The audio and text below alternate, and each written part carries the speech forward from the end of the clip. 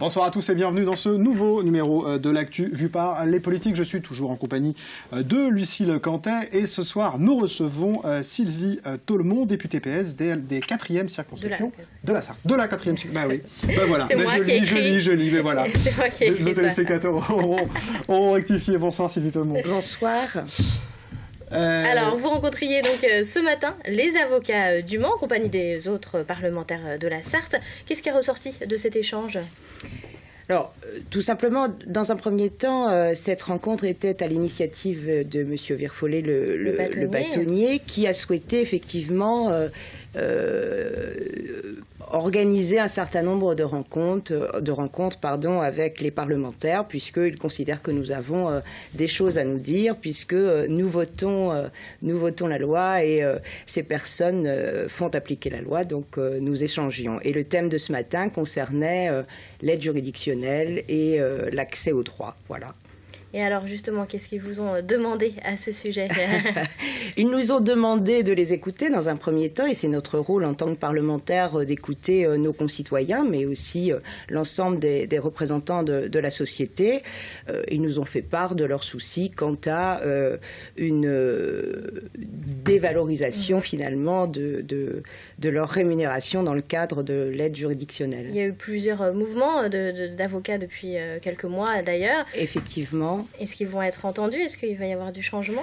Alors, Madame la garde des Sceaux, Madame Taubira, avait présenté lors de la dernière loi de finances un amendement qui revenait sur la démodulation de l'aide juridictionnelle. Ce sera maintenant pour la loi de 2015, donc on a un peu le temps d'étudier la question. Bon. Alors, dans le bureau municipal, si vous le voulez bien, quel regard portez-vous tout d'abord sur la liste droite UMP qui vient d'être dévoilée à un mois des municipales au Mans ? Quel regard je pose ? D'abord, je n'ai pas encore, moi, pris connaissance de cette liste. J'étais sur ma circonscription à l'écoute de mes concitoyens. Est-ce que j'ai un regard à porter sur la liste de l'UMP ? D'abord, je ne suis pas, moi, candidate au Mans. Vous l'avez remarqué, je suis habitante de ma chère commune de Fay. Je me présente sur la liste de Fay avec le maire actuel et bon nombre de mes collègues conseillers municipaux. Bon, voilà, je n'ai pas d'avis a priori. J'ai suivi, comme tout le monde, l'actualité des municipales au Mans.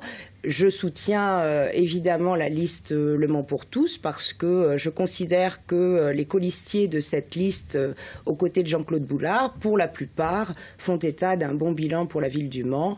Les engagements me paraissent raisonnables, sérieux. J'entends parler de proximité après la période des grands engagements et ça me convient tout à fait. Voilà. Donc pour ce qui est de la liste UMP, je suis désolée, mais je ne peux pas me prononcer sur celle-ci que je ne connais pas encore. On en vient à votre circonscription, à Sablé, cette fois-ci, où la gauche a un peu de mal à s'entendre pour s'organiser pour ces élections. Effectivement, je ne vais pas le nier. Pour ma part, là encore, je ne suis pas candidate à Sablé. Évidemment, je regarde ce qui s'y passe, évidemment.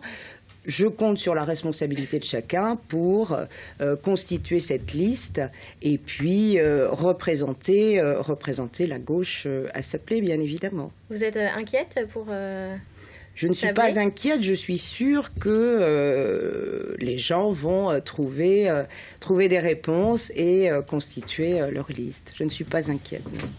On en vient maintenant à votre rôle de député. Si vous le voulez bien, vous avez adressé 2 questions au ministre de l'Intérieur, Manuel Valls, et une à la ministre chargée des personnes handicapées. Alors, des questions publiées au journal officiel cette semaine. Oui. Alors, vous attirez tout d'abord l'attention du ministre sur les images violentes à la télévision et sur Internet, sur les AVS, les assistantes de vie scolaire, et sur les drones de loisirs. Sur ce dernier thème, pourquoi voulez-vous attirer l'attention sur les drones ? Alors, je ne veux pas attirer l'attention sur les drones en particulier. Je veux attirer l'attention sur l'usage civil des drones. Effectivement, aujourd'hui, tout un chacun, vous, moi, nous pouvons acheter un drone de loisir et l'utiliser à notre convenance pour filmer tout ce que l'on souhaite. Et ensuite, nous avons la possibilité, effectivement, comme bon nombre aujourd'hui, de faire passer ces images sur les réseaux sociaux.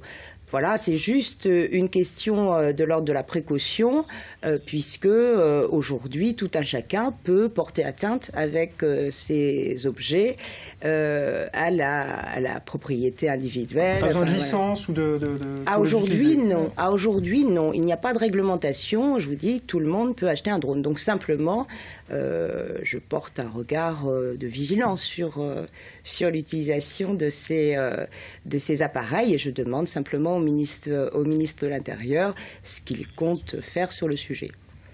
Et justement, comment est-ce qu'on peut réglementer ces drones de loisirs? Comment est-ce que c'est possible? Alors, si je pose la question, c'est que je n'ai pas une réglementation, mais j'alerte. Voilà, c'est mon rôle de député d'interpeller les ministres éventuellement pour porter des points de vigilance, des interrogations. On voit que l'image vous préoccupe parce que vous parlez aussi des images violentes à la télévision. Absolument. C'est l'autre question que vous avez posée qui fait écho notamment à l'actualité, aux vidéos violentes qui ont pu circuler sur le net récemment. Vous voulez aussi une législation de ce côté-là? Alors, sur la question il n'est pas question, encore une fois, de porter atteinte à la liberté sur Internet. Simplement, aujourd'hui, on l'a vu, l'actualité récente nous a montré que des images violentes pouvaient être diffusées. Il existe une plateforme qui s'appelle Pharos, qui constitue en quelque sorte le gendarme de l'Internet. Je considère que peut-être les moyens de cette plateforme devraient être augmentés, puisque aujourd'hui, simplement,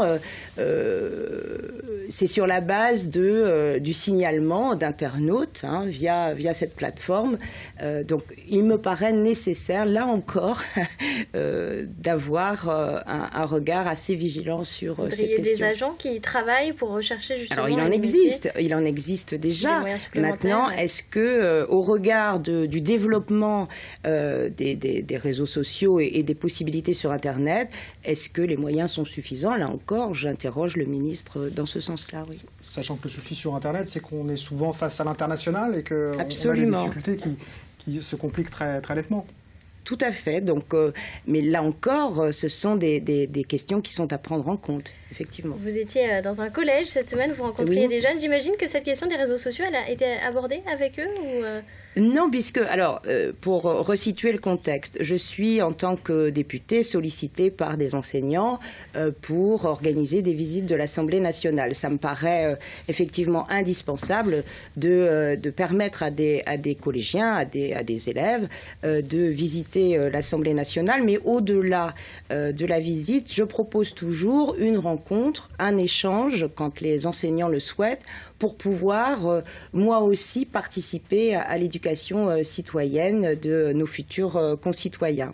Et qu'est-ce qui les interpelle, ces futurs concitoyens, quand ils rencontrent une députée? Qu'est-ce qui les interpelle? Alors, ils m'ont posé grand nombre de questions sur le travail du député, ce que je fais à l'Assemblée, ce que je fais sur la circonscription, combien je suis rémunérée, comment se fait le travail de la loi, est-ce que ça n'est pas trop difficile quand on connaît, quand on voit les images télévisées de ce qui se passe dans l'hémicycle. Enfin, voilà, l'idée...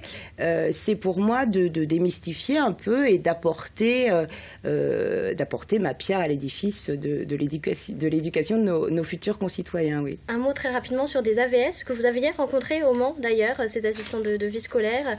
Oui, j'en ai rencontré quelques-uns. Voilà, oui. Vous en aviez rencontré qui étaient venus vous parler des problèmes. Vous avez posé une question sur la CDIsation. Absolument. Quand est-ce qu'on peut espérer la mise en place de ces CDI? Alors, tout d'abord, c'est une question qui me paraît extrêmement importante dans la mesure où nous avons tous dans notre pays et depuis longtemps un objectif d'inclusion scolaire pour les jeunes en situation de handicap. Et donc, la situation des AVS me pose des interrogations depuis un moment et j'avais déjà interrogé la ministre sur les possibilités de reconnaissance du statut de l'AVS, qui sont des personnes le plus souvent en situation que je considère précaire.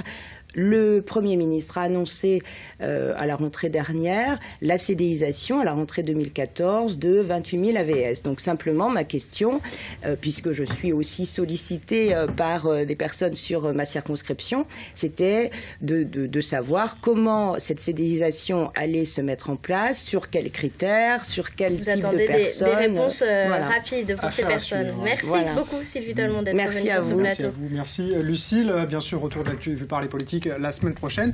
Restez avec nous, c'est la fin de la quotidienne tout de suite.